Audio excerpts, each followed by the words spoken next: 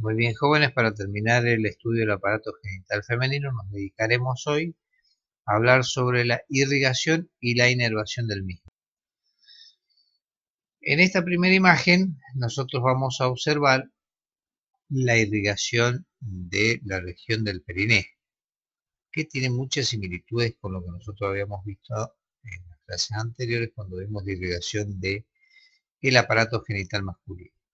Tengamos en cuenta que esta región principalmente se encuentra irrigada por este conjunto de elementos vasculares, la arteria y la vena pudenda interna, que junto con su nervio pudendo y el nervio perineal, ocupan ese conducto pudendo, o este conducto de Alcon, que nosotros habíamos hablado lateralmente de la fosa isquional, para que nosotros recordemos algo. Nosotros tenemos a este nivel la lámina inferior de la fascia que cubre al músculo elevador del ano, es decir, fascia inferior del diafragma pelviano.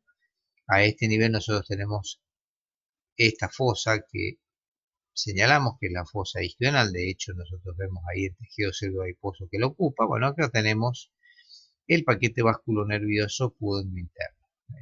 Especialmente, recordemos una arteria que es rama de la pudenda interna, que es la rectal inferior, que irriga en este caso a la parte inferior del recto y al ano, como ustedes pueden apreciar, acá irrigando el esfínter anal. Posteriormente esta arteria se dirige, estos vasos se dirigen hacia la parte anterior, penetrando en los compartimentos perineales, y ahí se dividen en una hoja, una rama superficial y otra profunda. Recordemos acá la parte superficial, acá tenemos los músculos del espacio o el compartimiento perineal superficial, el isquio cavernoso, el bulbo cavernoso que está cubriendo al bulbo vaginal, que nosotros vemos en toda su extensión hacia la derecha, hacia atrás de él la glándula vestibular mayor o glándula Bartolino, y hacia atrás el músculo transverso superficial del perineo. Estos tres músculos junto con la glándula ocupan el espacio perineal superficial o compartimiento perineal superficial y están cubiertos por la aponeurosis perineal profunda. Bueno, todas estas estructuras están irrigadas ¿por quién? Por esa arteria que está ahí, la rama perineal superficial, que se dirige hacia la parte anterior también para emitir ramas hacia la porción del clítoris, de hecho dando la rama superficial del clítoris. Si nosotros sacamos esta región, vamos a caer en la parte profunda. Bueno, aquí nosotros hemos sacado esa estructura que ustedes la ven ausente, que es la membrana perineal, que la tenemos a este nivel. Bueno, esta membrana perineal cubre aquí y al músculo, a los músculos que constituyen ese compartimiento perineal profundo, en el cual tenemos el esfínter estriado de la uretra, que no alcanzamos a ver.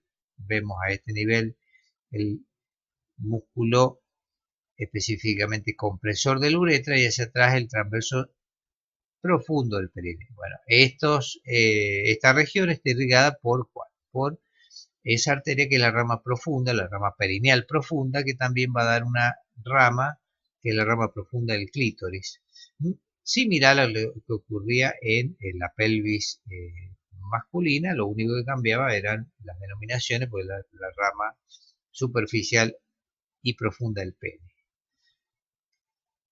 Si nosotros continuamos con el estudio de la irrigación de ya los órganos de la cavidad pelviana que constituyen el aparato genital femenino, vamos a encontrarnos con quién, con una arteria que es la arteria ilíaca interna o arteria hipogástrica, en la cual nosotros hemos señalado, vamos a señalar algunas de las ramas que da, fundamentalmente una arteria que es la arteria uterina.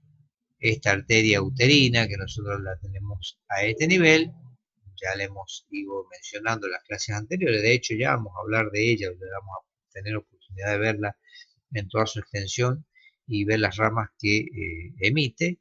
Recuerda que la arteria uterina se cruza en la base del ligamento ancho, en ese ligamento cardinal, ese ligamento magno, con esta estructura que es el uréter. La arteria siempre está en una posición superior al uréter y vamos a ver cómo esa arteria se va a relacionar con las paredes laterales del útero, ingresando en el interior de esa estructura que era el ligamento ancho. Ya lo vamos a ver enseguida.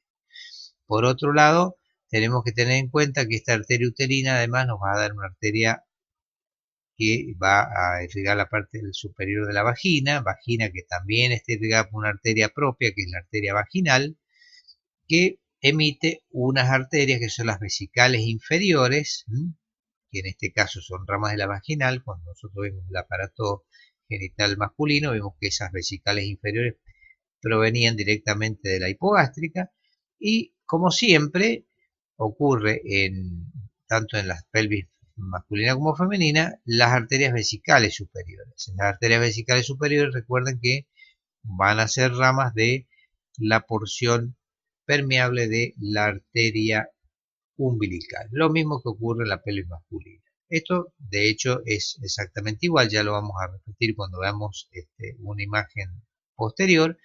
Y la presencia de la arteria que nosotros hemos nombrado, la arteria pudenda interna, que es esta que está aquí. Fíjense que, acuérdense que salía la pelvis por el espacio ciático mayor y volvía a ingresar por el ciático menor. Acá vemos cómo irriga fundamentalmente toda la región superficial del perineo, que es lo que nosotros acabamos de ver en la imagen anterior. De hecho, acá está dando la rectal inferior.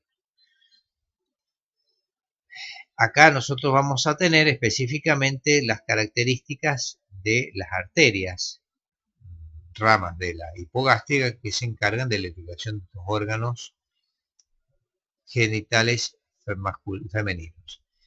Acá nosotros vamos a tener, por un lado, la arteria uterina, que es esta que está acá. Fíjense que la arteria uterina va, recuerden ustedes, va por ese ligamento cardinal, ese ligamento de McEnroe, que es parte de la vaina hipogástrica. Se relaciona con el uréter, pasa la arteria por encima del uréter.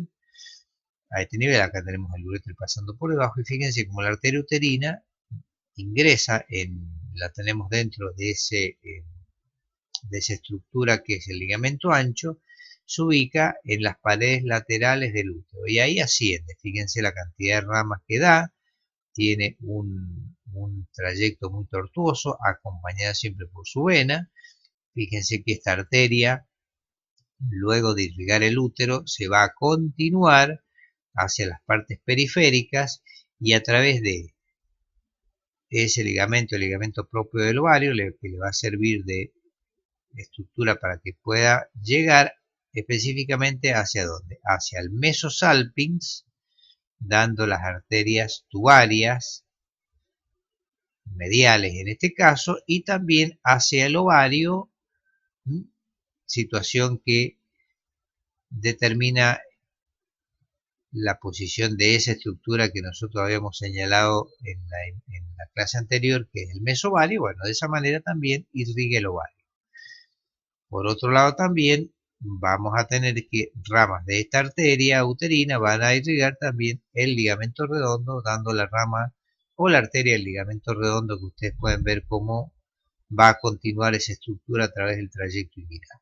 Entonces, recuerden, la uterina irriga hacia la parte superior, da esa rama del ligamento redondo, da las ramas uterinas y las ramas ováricas, que van a ser dependencia de ella. Por otro lado, nosotros vamos a encontrar otros vasos, que son los vasos ováricos, que ya vamos a tener la oportunidad de verlos en las próximas imágenes. Esos vasos ováricos o gonadales, recuerden ustedes que son las arterias ramas de la aorta abdominal, similar a lo que era la arteria espermático-testicular en el hombre. Bueno, esos vasos van a ir por un ligamento que es el ligamento suspensorio del ovario, que nosotros habíamos señalado o habíamos visto en la clase anterior. Lo reiteramos de hecho, y a través de esas estructuras vasculares se irriga el ovario, o se complementa la irrigación del ovario junto con las ováricas que vienen de la uterina, y además también estos vasos ováricos se encargan de la irrigación de la parte más lateral de la trompa, específicamente la parte del istmo a este nivel y del infundíbulo, como ustedes pueden apreciar. Esto lo vamos a ver enseguida, así que no se preocupen. Si nosotros volvemos a la arteria uterina, bueno, vamos a poder observar que la arteria uterina, cuando realiza su contacto con el útero también va a emitir unas arterias que son las vaginales superiores. Esas arterias que están ahí, que irrigan específicamente la parte superior de la cúpula vaginal, es aquella porción que va a rodear fundamentalmente el cuello del útero. Recordemos también que ramas de la ilíaca interna corresponden a esa otra arteria que es la arteria vaginal. Esa arteria vaginal es un poco la que estaría reemplazando a la arteria vesical inferior en el hombre. En este caso, la arteria vaginal, como ustedes pueden apreciar, irriga la vagina, la parte media de la vagina. Vamos a ver que esta vaginal, como lo reiteramos nosotros en la imagen anterior, va a emitir unas ramas que son las vesicales inferiores, y de esa manera terminamos de irrigar la vejiga a través de las dos vesicales. Las vesicales superiores, ramas del umbilical, exactamente igual como la pelvis masculina, y las vesicales inferiores en este caso son ramas de la vagina. En el caso del hombre, recordemos que eran o provenían directamente de la hipogástrica. Y por otro lado, nosotros vamos a encontrarnos con otra arteria, que es la pudenda interna. Esta pudenda interna nosotros la habíamos observado cuando hablamos de los espacios perineales que se encarga de irrigar, tanto el espacio perineal superficial como el profundo. Bueno, recordemos que la arteria pudenda también va a dar una rama que irriga la parte inferior de la vagina cercana a la región vulvar. Entonces, la vagina va a tener irrigación a través de tres sistemas arteriales. La parte superior por la uterina, la parte media por la vaginal, ambas de la hipogástrica, en la porción interna, y después tenemos la pudenda interna que se va a encargar de irrigar la parte inferior de la vagina, prácticamente en su desembocadura a nivel de la región del vestíbulo en los genitales externos. Entonces, de esta manera nosotros tenemos la irrigación de los órganos reproductores, y esta imagen nos va a servir también para reiterar un concepto que nosotros habíamos tratado, fundamentalmente la irrigación del ovario. Acá tenemos el ovario del lado derecho, acá tenemos el izquierdo. Fíjense que nosotros acá tenemos la aorta y la vena cava, acá tenemos esa arteria que es la arteria ovárica, y acompañada de la vena ovárica que es tributaria de la vena cava inferior, se van a encargar de irrigar el ovario derecho. Por otro lado, tenemos la ovárica izquierda, también rama de la aorta, como ustedes pueden observarla a este nivel, pero la diferencia está en la vena ovárica izquierda que desemboca en la vena renal y de ahí a la vena cava inferior.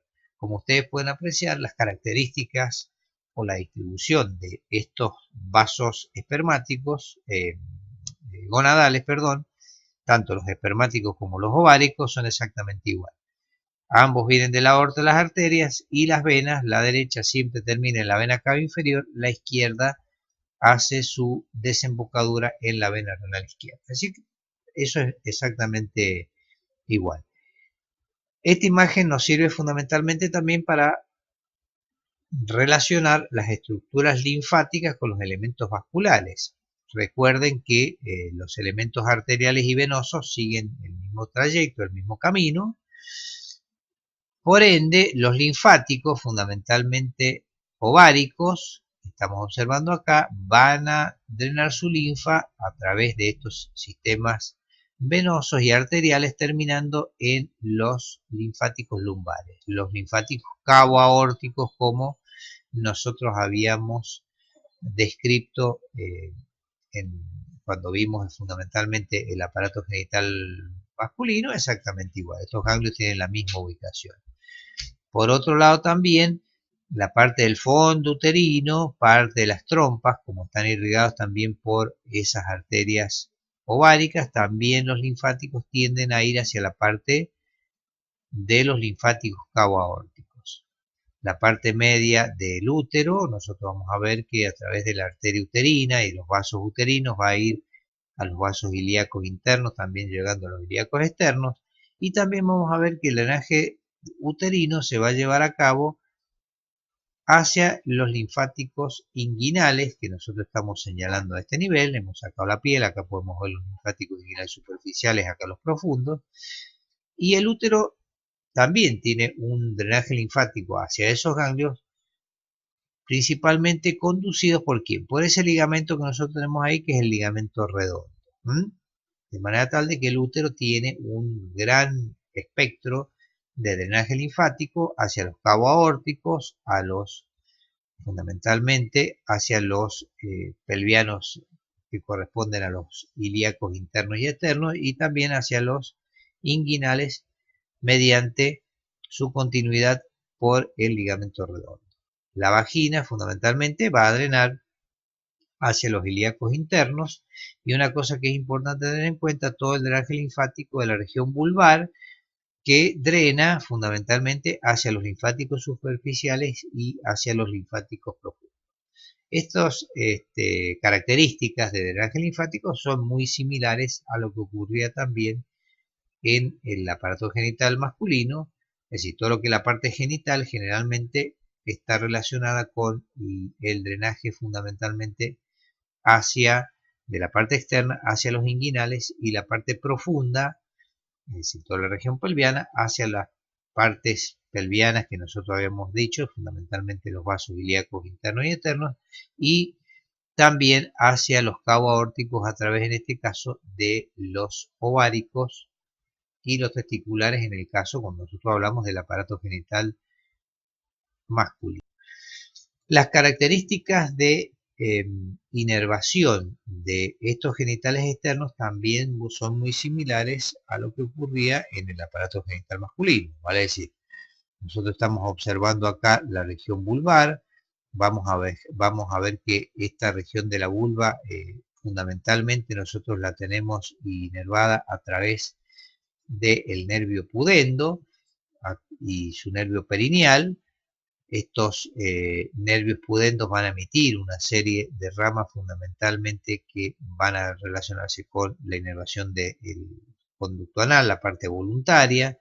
Además también van a tener va a dar una serie de ramos que son los labiales posteriores, que nosotros estamos observando a este nivel, y la parte media.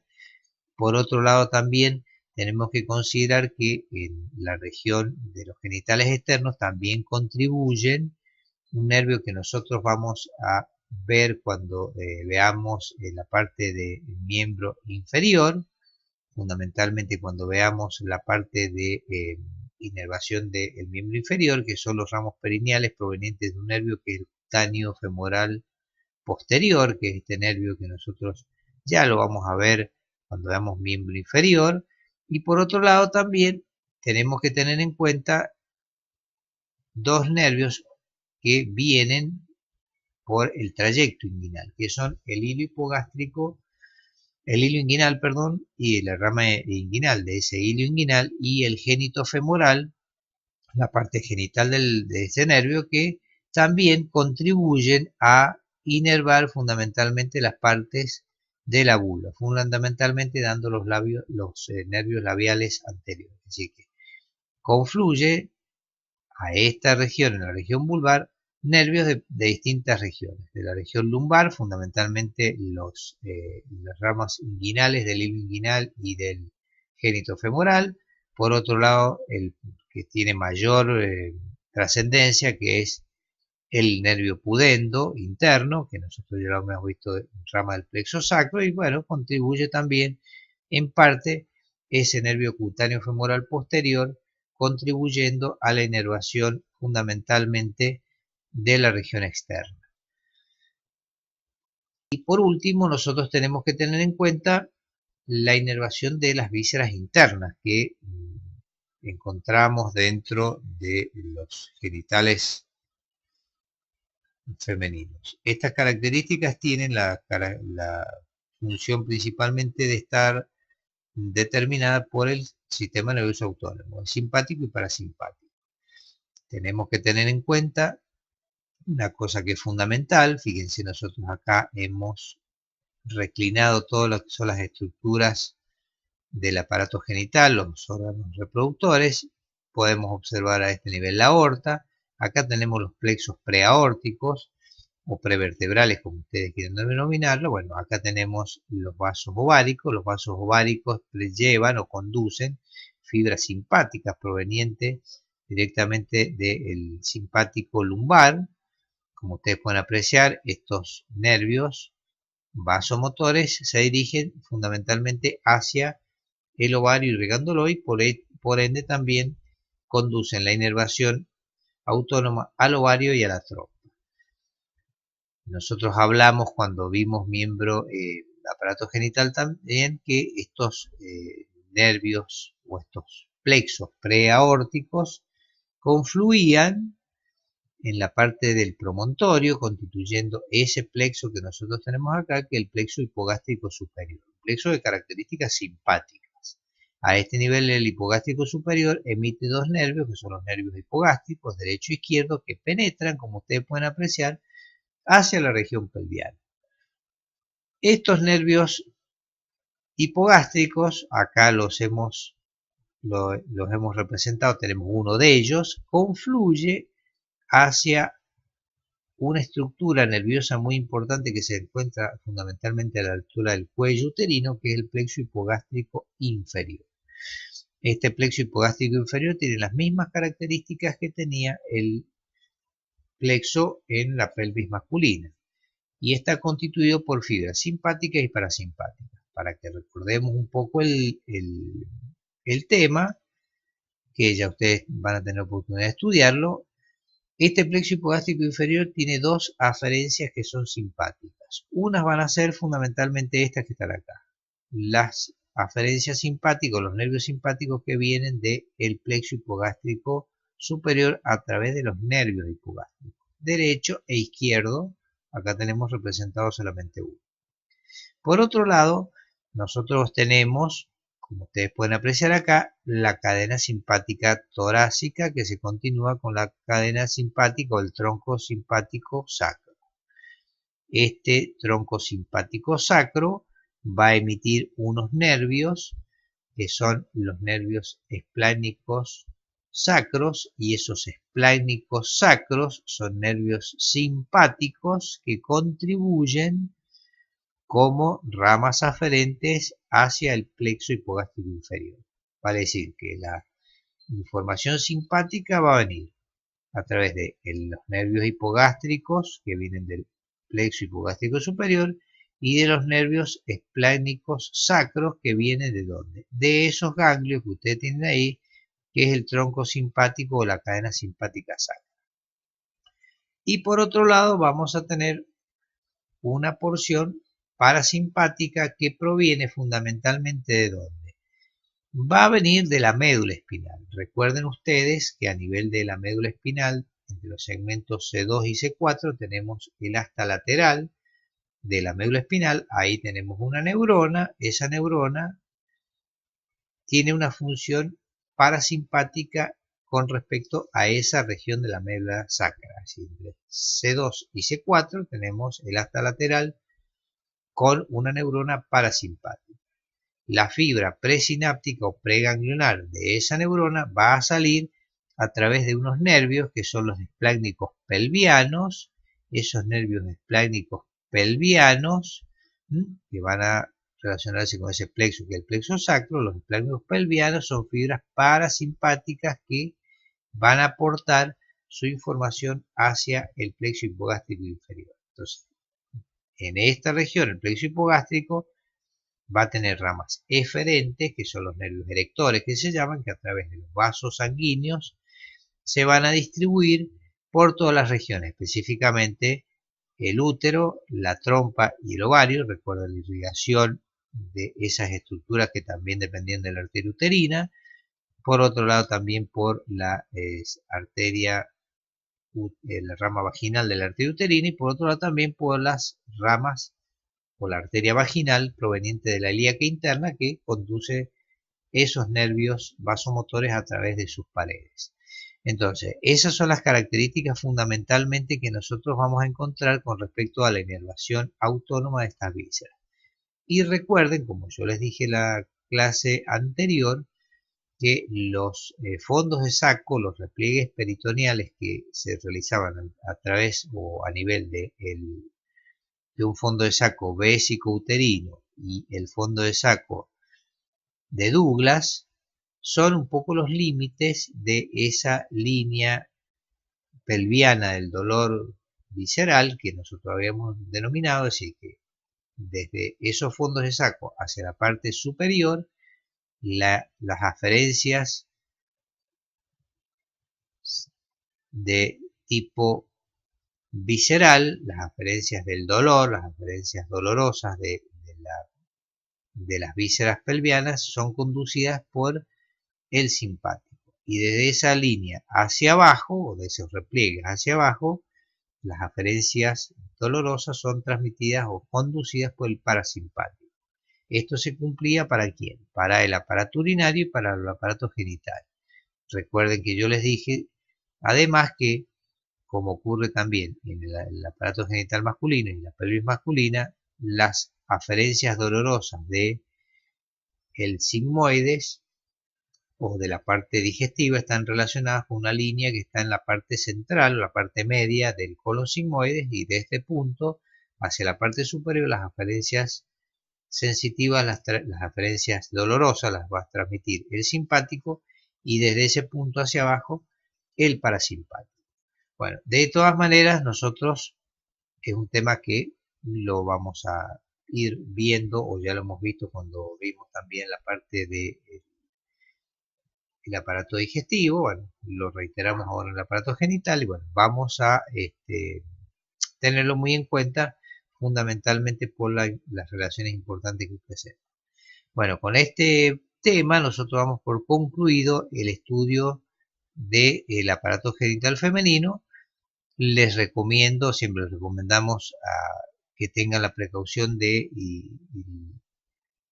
la buena voluntad de leer estos temas por los libros de texto para poder llegar a un buen conocimiento. Y bueno, cualquier duda que tengan, cualquier problema que puedan llegar a tener, no duden en consultarnos. Muchísimas gracias y hasta la próxima clase.